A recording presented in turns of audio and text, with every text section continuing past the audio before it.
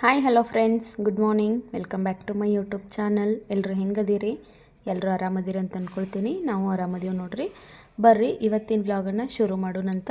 ಇವತ್ತು ನಾನು ಸ್ವಲ್ಪ ಬೇಗನೆ ಎದ್ದಿದ್ನಿ. 5 ಗಂಟೆಗೆ ಎದ್ದಿದ್ನಿ. 5 ಗಂಟೆಗೆ ಎದ್ದು ಒಂದು ಅರ್ಧ ಗಂಟೆ ಯೋಗ ಮಾಡಿ ಇವಾಗ ನಾನು ಬಾಗಿಲು ಕಸ ಗುಡಿಸಿ ಬಾಗಿಲೆಲ್ಲ ತೊಳೆದು ರಂಗೋಲಿ ಹಾಕಕತ್ತೀನಿ ನೋಡ್ರಿ.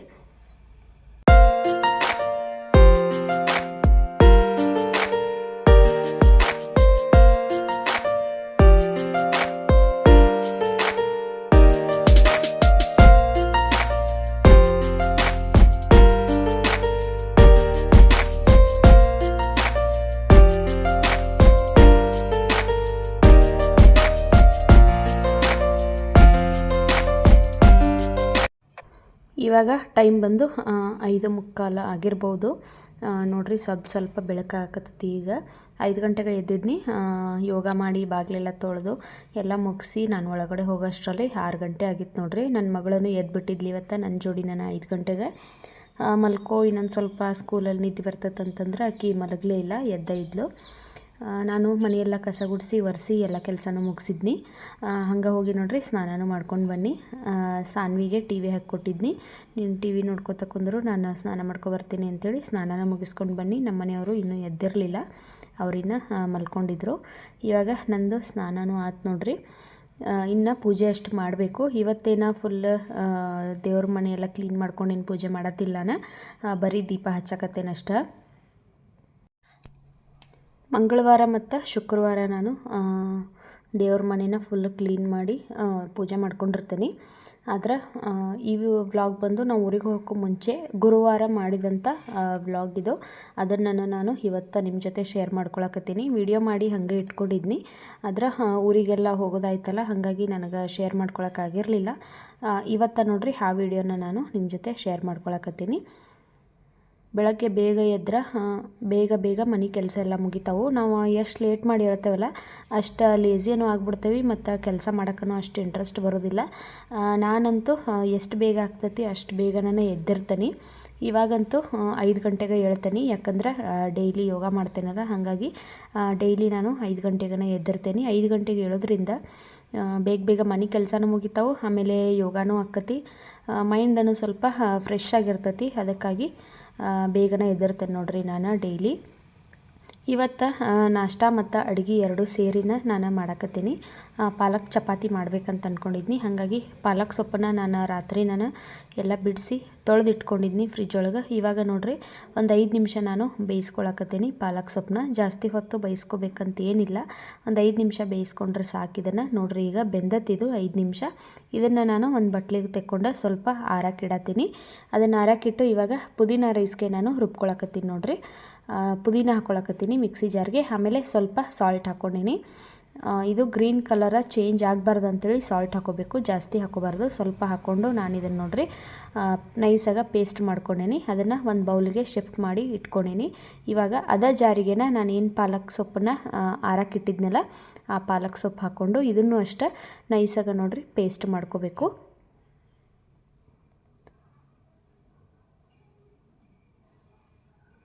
ನೋಡ್ರಿ ಈಗ ನೈಸಾಗಿ ನಾನು ಪೇಸ್ಟ್ ಮಾಡ್ಕೊಂಡೇನಿ. ಈಗ ಒಂದು ಬಾಳ್ಗಿಗೆ ನೋಡ್ರಿ ನಾನು ಹಿಂದಿನ ದಿವಸನ ಬೀಟ್ರೋಟ್ ಎಲ್ಲ ರಾತ್ರಿ ಕಟ್ ಮಾಡಿ ಫ್ರಿಜ್ ಒಳಗೆ ಇಟ್ಕೊಂಡಿದ್ನಿ. ಯಾಕಂದರೆ ಬೆಳಗ್ಗೆ ಕಟ್ ಮಾಡಿ ಮಾಡೋಕ್ಕೆ ಟೈಮ್ ಸಾಲೋದಿಲ್ಲ ಅಂಥೇಳಿ ನಾನು ಬೀಟ್ರೋಟ್ ಮಾಡೋದಾರ ಹಿಂದಿನ ದಿವಸ ರಾತ್ರಿ ಎಲ್ಲ ಕಟ್ ಮಾಡಿ ಇಟ್ಕೊಂಡಿರ್ತೀನಿ. ಇವಾಗ ನೋಡ್ರಿ ಹುರ್ಕೊಳಕತ್ತೀನಿ. ಸ್ವಲ್ಪ ಎಣ್ಣೆ ಹಾಕಿ ಇದನ್ನು ಚೆಂದಾಗ ಸಾಫ್ಟ್ ಆಗೋವರೆಗೂ ಫ್ರೈ ಮಾಡ್ಕೋಬೇಕು. ಆ ಕಡೆ ಫ್ರೈ ಮಾಡ್ಕೊಳಕ್ಕೆ ಇಟ್ಕೊಂಡೆ ಸಿಮ್ಮಲ್ಲಿ.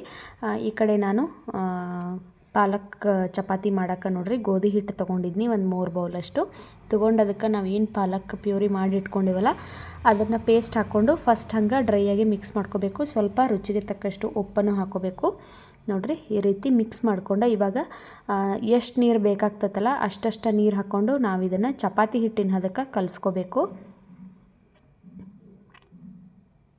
ನೋಡ್ರಿ ಟೇಸ್ಟ್ ಮಾತ್ರ ಭಾರಿ ಚಲೋ ಇರ್ತೈತಿ. ನಾನು ಬೀಟ್ರೋಟ್ ಪರೋಟ ಮಾಡಿದ್ದ ತೋರಿಸಿದೆ ನಿಮಗೆ. ಇದು ಪಾಲಕ್ ಪರೋಟ ನಾನು ಒಂದು ಸರಿನೂ ತೋರಿಸಿರಲಿಲ್ಲ, ಹೆಂಗೋ ಮಾಡಕತ್ತಿದ್ನಲ್ಲ ನಿಮ್ಮ ಜೊತೆ ಶೇರ್ ಮಾಡ್ಕೊಂಡ್ರಾತಂತೇಳಿ ಶೇರ್ ಮಾಡ್ಕೊಳಕತ್ತೀನಿ ನೋಡ್ರಿ. ಚಪಾತಿ ಹಿಟ್ಟನ್ನು ನಾದಿ ನಾನು ಸ್ವಲ್ಪ ಒಂದು 5-10 ನಿಮಿಷ ನೆನಿಲಿ ಅಂತೇಳಿ ಬಿಟ್ಟೇನಿ. ಈ ಕಡೆ ಬೀಟ್ರೋಟನ್ನು ಎಲ್ಲ ಫ್ರೈ ಆಗಿತ್ತು. ಅದೇ ಬಾಳ್ಗಿಗೆನ ನೋಡಿರಿ ಒಂದು 2-3 ಚಮಚದಷ್ಟು ಎಣ್ಣೆ ಹಾಕ್ಕೊಂಡೇನಿ. ಆಮೇಲೆ ಸಾಸಿವೆ ಜೀರಿಗೆ ಹಾಕ್ಕೊಂಡೇನಿ. ಆಮೇಲೆ ಕರಿಬೇವು, ಈರುಳ್ಳಿ. ಇದಕ್ಕೆ ಜಾಸ್ತಿ ಮಸಾಲೆಯನ್ನು ಬೇಕಾಗೋದಿಲ್ಲ, ಇಷ್ಟ ನೋಡಿರಿ. ಟೊಮೆಟೊ ಎಲ್ಲ ಏನು ಹಾಕ್ಕೊಂಡ್ರೆ ಅಷ್ಟೊಂದು ಚಲೋ ಇರೋದಿಲ್ಲ. ಬರೀ ಈರುಳ್ಳಿ ಹಾಕಿ ನಾನು ಇದನ್ನು ಪಲ್ಯ ಮಾಡ್ಕೊಳಕತ್ತೀನಿ ನೋಡಿರಿ. ಈರುಳ್ಳಿ ಹಾಕಿ ಈರುಳ್ಳಿ ಸಾಫ್ಟ್ ಆಗೋವರೆಗೂ ನಾನು ಫ್ರೈ ಮಾಡ್ಕೊಂಡೀನಿ. ಇವಾಗ ಇದಕ್ಕೆ ಖಾರಕ್ಕೆ ಅಚ್ಚ ಖಾರದ ಪುಡಿ ಹಾಕ್ಕೊಂಡೀನಿ ನೋಡಿರಿ. ಆಮೇಲೆ ಸ್ವಲ್ಪ ಅರಿಶಿನ ಪುಡಿ ಹಾಕ್ಕೊಂಡೀನಿ. ರುಚಿಗೆ ತಕ್ಕಷ್ಟು ಉಪ್ಪು ಹಾಕ್ಕೊಂಡು ಇದನ್ನು ಚೆಂದಾಗ ಮಿಕ್ಸ್ ಮಾಡ್ಕೋಬೇಕು. ಇವಾಗ ನೋಡಿರಿ ಸ್ವಲ್ಪ ಇದಕ್ಕೆ ನಾನು ಗರಂ ಮಸಾಲ ಹಾಕ್ಕೊಳಕತ್ತೀನಿ. ಇದ್ರೆ ಹಾಕ್ಕೋಬೋದು, ಇಲ್ಲಂದ್ರೆ ಇಲ್ಲ. ಇಷ್ಟು ಹಾಕ್ಕೊಂಡು ಇದನ್ನು ಫ್ರೈ ಮಾಡಿಕೊಂಡು ನಾವೇನು ಹುರಿದಿಟ್ಕೊಂಡಿವಲ್ಲ ಬೀಟ್ರೂಟ, ಅದನ್ನು ಇದಕ್ಕೆ ಮಿಕ್ಸ್ ಮಾಡಿರೆ ಬೀಟ್ರೂಟ್ ಪಲ್ಯ ರೆಡಿ ಆಯ್ತು ನೋಡಿರಿ. ನಾನು ಆಲ್ರೆಡಿ ಒಂದು ಸಾರಿ ನಿಮಗೆ ಜೊತೆ ಶೇರ್ ಮಾಡ್ಕೊಂಡೀನಿ ಈ ಪಲ್ಯನ. ಮತ್ತು ಯಾರು ಹೊಸದಾಗಿ ನನ್ನ ಚಾನಲ್ನ ನೋಡತ್ತಿರ್ತಾರಲ್ಲ ಅವರಿಗೆ ಯೂಸ್ ಆಗಲಿ ಅಂಥೇಳಿ ನಾನು ಈ ಪಲ್ಯನ ಇನ್ನೊಂದು ಸಾರಿ ತೋರ್ಸಕತ್ತೀನಿ ನೋಡಿರಿ. ಚೆಂದಾಗ ಫ್ರೈ ಮಾಡಿಕೊಂಡು ಮೇಲೆ ಕೊತ್ತಂಬರಿ ಸೊಪ್ಪು ಉದುರಿಸಿರ ಬೀಟ್ರೂಟ್ ಪಲ್ಯ ರೆಡಿ ಆಯಿತು. ನಾನು ಬೆಳಗ್ಗೆ ನಾಷ್ಟಕ್ಕೆ ಮತ್ತು ಮಧ್ಯಾಹ್ನ ಊಟಕ್ಕೆ ಎರಡೂ ಸೇರಿ ಮಾಡಕತ್ತಿದ್ನಿ ಇವತ್ತು. ನಾಷ್ಟ ಒಂದು ಮತ್ತು ಅಡುಗೆ ಒಂದು ಎಲ್ಲಿ ಮಾಡೋದಂತೇಳಿ ಎರಡೂ ಒಟ್ಟಿಗೆ ನಾನು ಮಾಡಕತ್ತಿದ್ನಿ. ಬೀಟ್ರೂಟ್ ಪಲ್ಯ ರೆಡಿ ಆಯಿತು. ಇವಾಗ ನಾನು ಪುದೀನ ರೈಸ್ ಮಾಡ್ಕೊಳಕತ್ತೀನಿ ನೋಡಿರಿ. ಒಂದು ಬಾಳ್ಗಿಗೆ 3 ಚಮಚದಷ್ಟು ಎಣ್ಣೆ ಹಾಕ್ಕೊಂಡೀನಿ. ಅದು ಕಾದ ನಂತರ ಸಾಸಿವೆ, ಜೀರಿಗೆ, ಪಲಾವ್ ಎಲೆ, ಆಮೇಲೆ ಅನಾನಸ್ ಹೂವು, ಚಕ್ಕೆ, ಲವಂಗ, ಏಲಕ್ಕಿ, ಆಮೇಲೆ ಕರ್ಬೇವಿನ ಸೊಪ್ಪು ಇಷ್ಟೆಲ್ಲ ಹಾಕ್ಕೊಂಡೇನಿ ನೋಡಿರಿ. ಯಾವ್ದು ಮಸಾಲೆ ಪದಾರ್ಥ ಇರ್ತೈತಲ್ಲ ಅದೆಲ್ಲನೂ ಹಾಕ್ಕೊಂಡು ಇವಾಗ ಹಸಿಮೆಣ್ಸಿನ್ಕಾಯಿ ಹಾಕ್ಕೊಂಡೀನಿ ನಾನು. ಇಷ್ಟು ಹಾಕ್ಕೊಂಡು ಇದನ್ನು ಸ್ವಲ್ಪ ಫ್ರೈ ಮಾಡ್ಕೋಬೇಕು. ಗೋಡಂಬಿ ಇದ್ದರೆ ಗೋಡಂಬಿನೂ ಹಾಕ್ಕೋಬೋದು. ಇವಾಗ ಇದಕ್ಕೆ ನೋಡಿರಿ ಸ್ಲೈಸ್ ಆಗಿ ಕಟ್ ಮಾಡಿ ಇಟ್ಕೊಂಡಿರುವಂಥ ಈರುಳ್ಳಿ ಹಾಕ್ಕೊಂಡೆ ನಾನು. ಒಂದು ದೊಡ್ಡ ಸೈಜ್ ಈರುಳ್ಳಿ ಹಾಕ್ಕೊಂಡೀನಿ. ಆಮೇಲೆ ಹಸಿ ಬಟಾಣಿ ಹಾಕ್ಕೊಂಡೀನಿ. ಇದ್ರೆ ಹಾಕ್ಕೋಬೋದು, ಇಲ್ಲಂದ್ರೆ ಇಲ್ಲ. ಹಸಿ ಬಟಾಣಿ ಇದ್ದು ನನ್ನ ಹತ್ರ, ಹಾಗಾಗಿ ಸೇರಿಸ್ಕೊಂಡೇನಿ ನೋಡಿರಿ. ಇಷ್ಟು ಹಾಕಿ ರುಚಿಗೆ ತಕ್ಕಷ್ಟು ಉಪ್ಪು ಹಾಕ್ಕೊಂಡಿದ್ದನ್ನು ನಾನು ಫ್ರೈ ಮಾಡ್ಕೊಳಕತ್ತೀನಿ. ಆಮೇಲೆ ಅರಿಶಿನ ಪುಡಿ ಹಾಕ್ಕೊಂಡೇನಿ ನೋಡಿರಿ. ಸ್ವಲ್ಪ ಗರಂ ಮಸಾಲ ಹಾಕ್ಕೊಂಡೀನಿ. ಇಷ್ಟು ಹಾಕ್ಕೊಂಡು ಚೆಂದಾಗ ಫ್ರೈ ಮಾಡ್ಕೋಬೇಕು ಇದನ್ನು. ಆಮೇಲೆ ನಾವು ಆವಾಗಲೇ ಪುದೀನ ಮತ್ತು ಸಾಲ್ಟ್ ಹಾಕಿ ರುಬ್ಬಿಟ್ಕೊಂಡಿದ್ವಲ್ಲ ಪೇಸ್ಟ್ನ ಹಾಕ್ಕೊಳತ್ತೇನೆ ನೋಡಿರಿ. ಪುದೀನ ಪೇಸ್ಟ್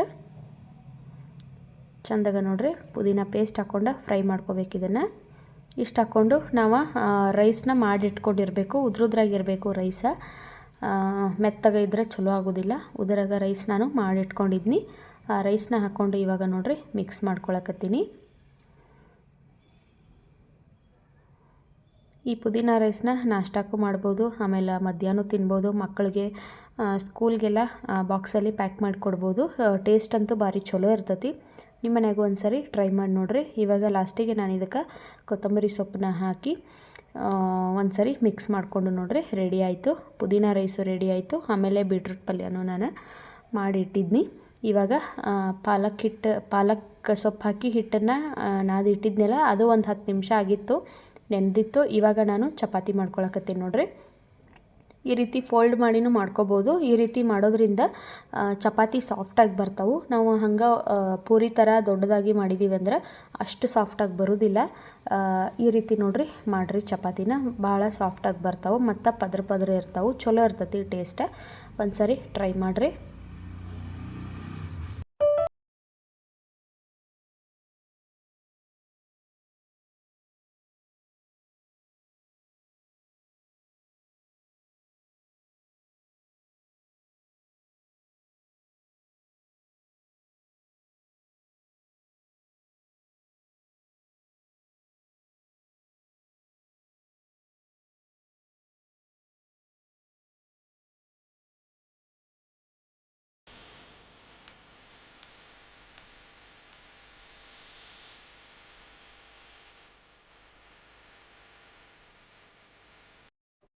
ಹಿಂದಿನ ಬ್ಲಾಗಲ್ಲಿ ನಾನು ತೋರಿಸಿದ್ನಿ ನಿಮ್ಗೆ ಕರ್ಬೂಜ ತೊಗೊಂಡು ಬಂದೀನಿ ಅಂಥೇಳಿ.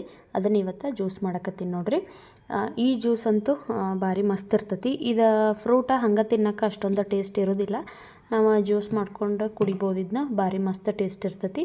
ಇವಾಗ ನೋಡಿರಿ ನಾನು ಒಂದು ಅರ್ಧ ಹೋಳಷ್ಟು ಯೂಸ್ ಮಾಡಿಕೊಂಡು ಜ್ಯೂಸ್ ಮಾಡ್ಕೊಳಕತ್ತೀನಿ. ಈ ಜ್ಯೂಸು ಆರೋಗ್ಯಕ್ಕೆ ಒಳ್ಳೆಯದು ಮತ್ತು ಭಾಳ ತಂಪಿದು, ದೇಹಕ್ಕೆ ತಂಪು.